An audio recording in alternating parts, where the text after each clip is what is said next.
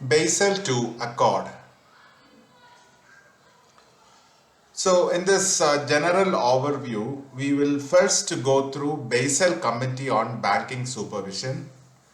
We will go through Basel Accord, where we try to answer questions like what is capital adequacy. We will also visit some of the risks involved in the banking business. We will then go through Basel II Accord and then role of IT in Basel II Accord. So first it is Basel Committee on Banking Supervision. So in this section, what we do is we try to ask these questions. What is the need for a regulatory framework like BCBS? We will also try to get answer to the question, what did BCBS do in defining the role of regulators? So first question, what is the need for a regulatory framework like BCBS? Risk regulations in the banking business was hastened to be a global phenomenon thanks to globalization that happened in the 1990s. From a stable and limited profitability of the 1970s, banking business turned out to be full of competition and risks, increasing the potential to remain a profitable business, albeit accepting the increasing risk-bearing nature of global transactions. Hence, a regulatory framework on a cross-country basis that took upon itself reconciling risk control by making sure there existed a common ground for fair competition in the name of BCBS. So that is why there was a need for a body like BCBS or Basel Committee on Banking Supervision, which was cross-country regulatory framework. Now, BCBS standardized across jurisdictions. So what did BCBS do in defining the role of regulators? What all things which it did? It standardized banking regulations across jurisdictions and defined the role of regulators in cross-jurisdictional situations. Formed by the G10 countries, the Basel Committee on Banking Supervision started functioning under the auspices of Bank for International Settlements or BIS, comprising of governors from central banks of the participating countries. So that is what it actually did. Next, we'll take a look at what is Basel Accord. The 19A, so where we actually try to answer questions like what is capital adequacy and the risks involved in this banking business. So first one is, what is Basel Accord? So the 1988 Basel Accord put a framework for minimum capital requirement linked to credit exposure and went on defining capital for capital adequacy. So what is capital adequacy? Capital adequacy is having adequate capital for banking operations of the bank. It's a strength of a financial institution such as bank. The measure of financial strength of bank or a security firm is explained in terms of ratio of its capital to its assets. Hence, ratio of capital of a firm to its asset is actually capital adequacy.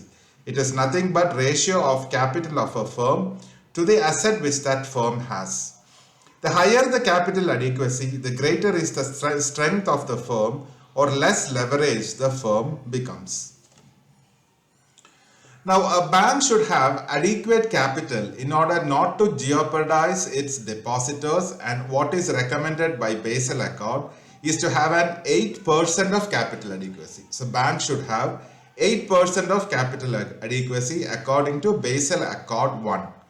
Hence, the bank has to maintain the risk asset ratio above this level in form risk weighted assets, which is amount of money bank has put in risk in the course of bank's business, and own funds, which is available capital and reserve. So the bank has to maintain the risk asset ratio above this capital adequacy level, which is roughly 8% according to Basel Accord 1. And this has to be in the form of risk-weighted assets and own funds.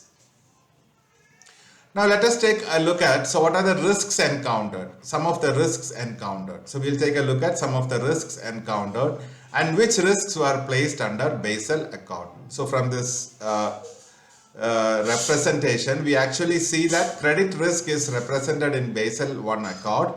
Market risk and operational risk is in Basel II Accord. So let us see what those risks are in the banking business. So credit risk, that is the first thing which we actually take. Credit risk is defined as the potential of a borrower of the bank or counterparty to fail to meet obligations according to set terms. For example, for most banks, loans and corporate bonds are the real main source of credit risk. So that is what is credit risk. The next is market risk. What exactly is it? Market risk is the risk of strangely opposite deviations of trading portfolio that are marked to market value during the period of holding due to market movements. So it is nothing but it is a risk of strangely opposite deviations of trading portfolio that are marked to market value during the period of holding due to market movements. So we actually affix them to the mark to market value, which won't change during the period of holding and due to market movements. So that is what is market risk. Next is operational risk. What is it? Operational risk is risk emanating as a result of failed internal processes, people or systems, and in general is not strategic risk or reputational risk. So it is basically as a result of failed internal processes, people or system. Whatever risk the system has to bear is the operational risk.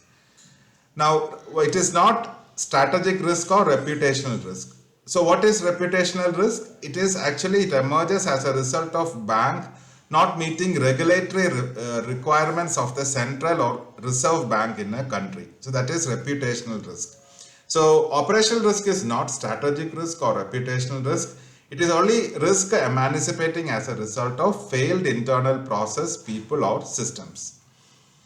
Now, as I was explaining in credit risk, it is in Basel I Accord specification. The specifications and directives for credit risk in Basel is in Basel I Accord, and in Basel II Accord it is covering market risk and operational risk.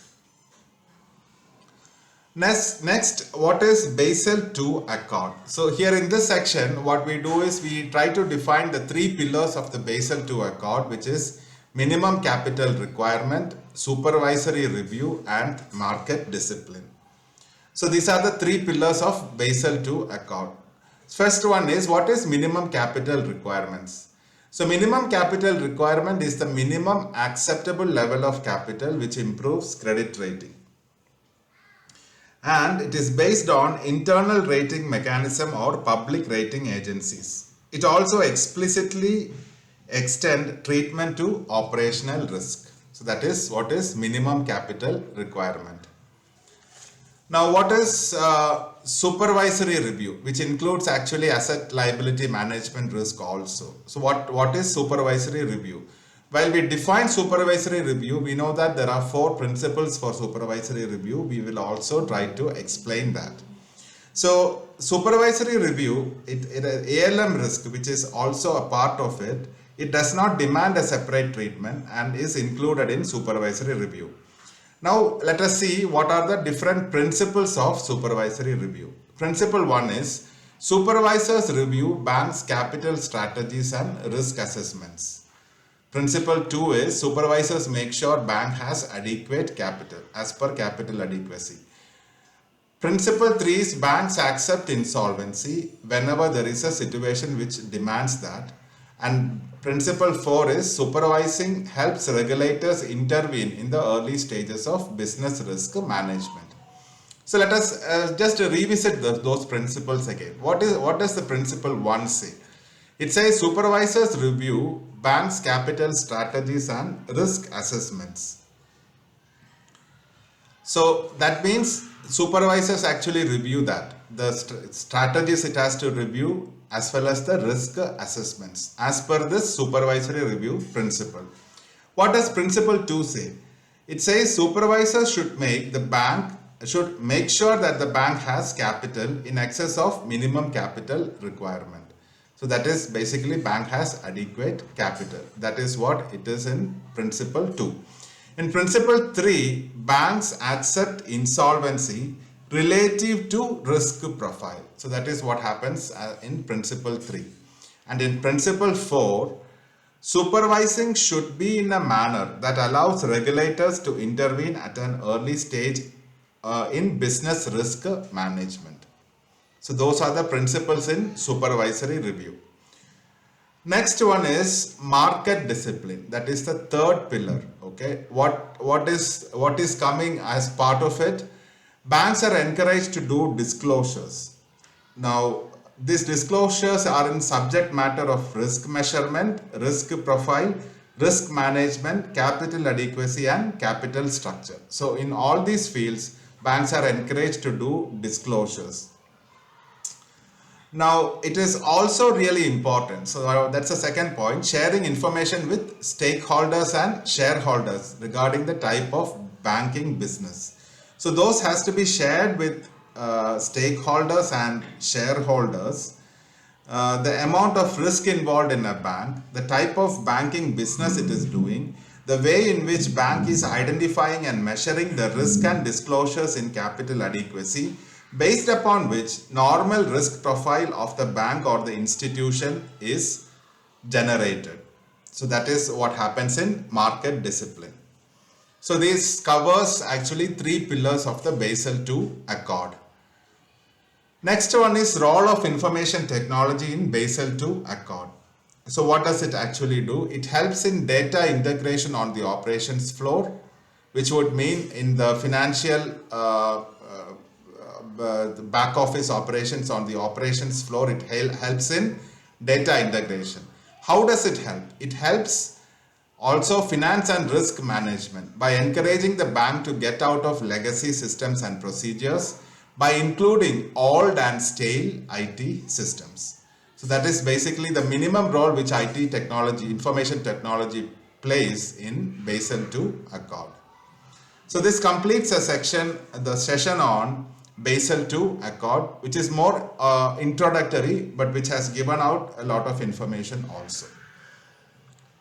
Thanks.